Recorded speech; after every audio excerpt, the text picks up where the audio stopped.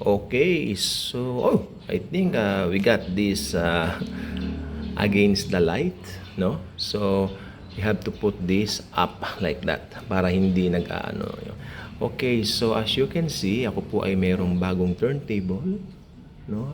So pinasaya ko lang po yung aking sarili dahil meron naman po tayong konting blessing, no? Hindi lang po konti, kay Lord lagi pong marami yan. So ito po talaga bibihira ko po itong makita, no, na merong ganitong kulay, yung parang kahoy, no. Ito po kasing jam, ang tawag dito, turntable.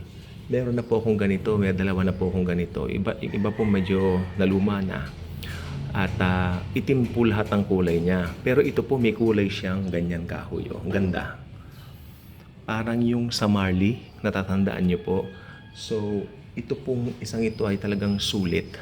Sulit po siyang matatawag dahil bukod sa napakaganda po ng itsura, napakaganda po ng sound. Built-in na po yung speaker. And I think some 3 years back when they came out with this product, hindi pa ganito eh. Yung mga turntables nila dati, kulay black, pure black, at you have to connect it with the speaker. Dahil pag hindi mo maririnig yung sound na ibubuga or ilalabas nitong turntable nila. Turntable sila dati. Pero ngayon, may mga built-in na po. So, ang ganda. So, dati po, meron akong ibang nire-recommend sa inyo to buy. Pero right now, I can recommend Jam. Itong Jam. Anong tawag dito? Turntable with built-in speaker and with Bluetooth also.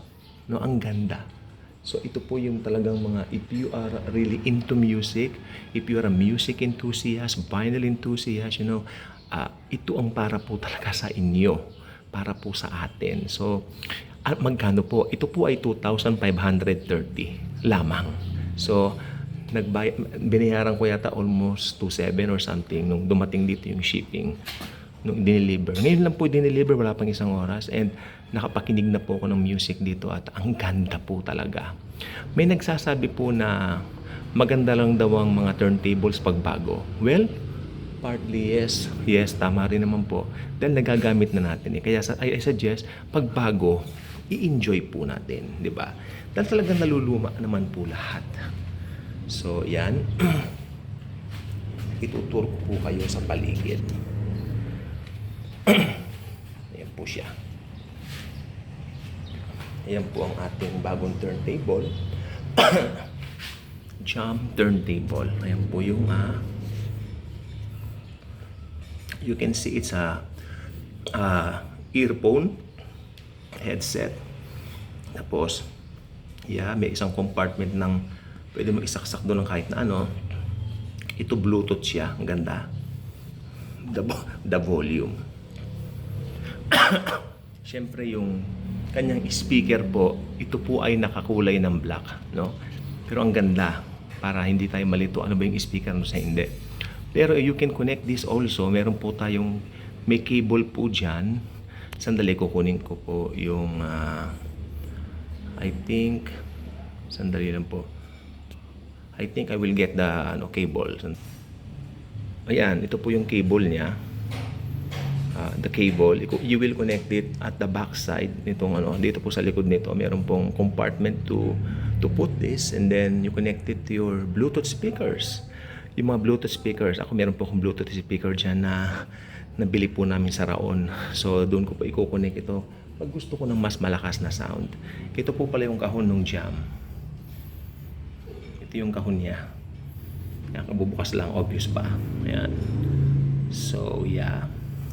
Itong ganitong speaker po niya, may kamahalan po siya. Hindi ko na po sasabihin sa inyo. Pero kung kayo ay may budget, available budget, at talagang enthusiast, and you're into music, really into music, I suggest you get this. Kasi iba raw po talaga pag kumuha kayo nito, swak na swak ang tunog. Ano po yan? Bluetooth po yan, Bluetooth. Hindi po siya, wala pong connection na nalagay doon sa likod. Bluetooth po yan. Yun ang ano niya. So, yan po. So, I hope na gusto po yung ito pala. Pakita ko na pala sa inyo, no? So, ayan. So, I hope nag-enjoy kayo dito sa ating video ito at and I hope through this you can decide for yourselves to get one for yourself, no? Na makakuha rin kayo at sabi ko nga po 2,530, ang binayaran ko lang po 2,700 or something, almost 2,700 o mga 2,700 ganyan. Hindi po ganun kamahal ha, at napakagandang turntable po siya. Yan, no? And then kasi kanina against the light, ano naman yan, tapos naman na tayo sa ating video. Ayun po yung ano niya. Okay? Ito aso. So maraming pong salamat.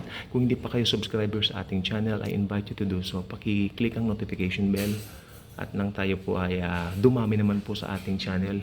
Alam niyo, nakakalungkot po sometimes nakikita ko yung mga numbers ng mga nag-subscribe tapos may umaalis, gano'n. Nalulungkot po ako gano'n. Minsan nawawalan ako ng ganang gumawa ng mga videos. Pero yeah, because dahil gusto ko naman po itong ginagawa ko, I will continue. Although hindi po ako ganun kadalas mag-upload. Pero I will continue for the sake of this. Maraming salamat. Jesus truly loves us all. God bless everyone.